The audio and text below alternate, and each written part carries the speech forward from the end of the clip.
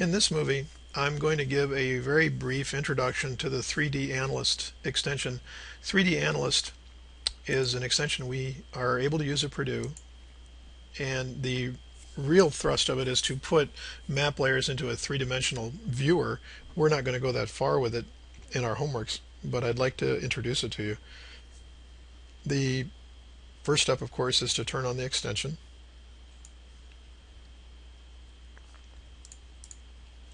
The next step is to turn the toolbar on,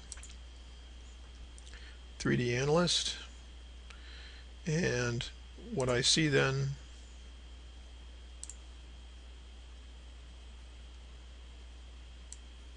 I'll bring it here where it makes it a little more obvious which one we're looking at. We need to give it a target, and 3D Analyst for the process we're going to use we'll use a raster layer for a target. You can do other things with other kinds of layers. The goal is to put a line across the raster layer and make a cross section. So one of the first steps I have to do is to interpolate the line. So I'm randomly choosing a line. The target is an IDW layer. In other words, this is a floating point surface, so that'll be a nice smooth cross section. If it was a category like a land use, it would look like a bar graph and wouldn't really tell us very much. When I've interpolated the line, as you see on the screen, this tool lights up so I can do a profile graph. I click it, and it almost instantly gives me a cross section. So we're going across the raster layer, and it does not have any values, and partly because ArcGIS does not know what the values are. So theoretically then I should add those myself before I show this to someone. The horizontal scale would be in the inherent units of the coordinate system. So these would be meters because we're a UTM system on this image. Also the biggest issue is which way are we going? Is this from north to south, or could it be from south to north? There's no way to tell.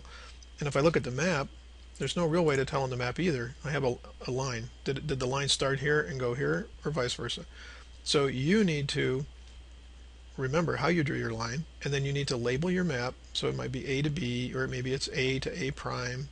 Just insert those with the text, and then you have to insert them on the profile graph too. Otherwise, no one will really understand what it is you're doing.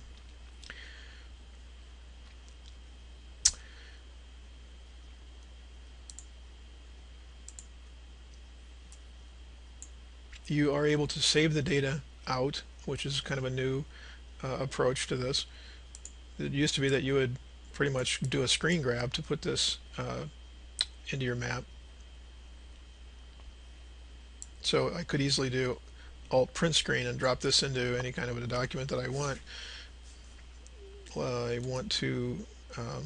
Or I could select add to layout. If I was in the layout mode, then this would fall onto my layout.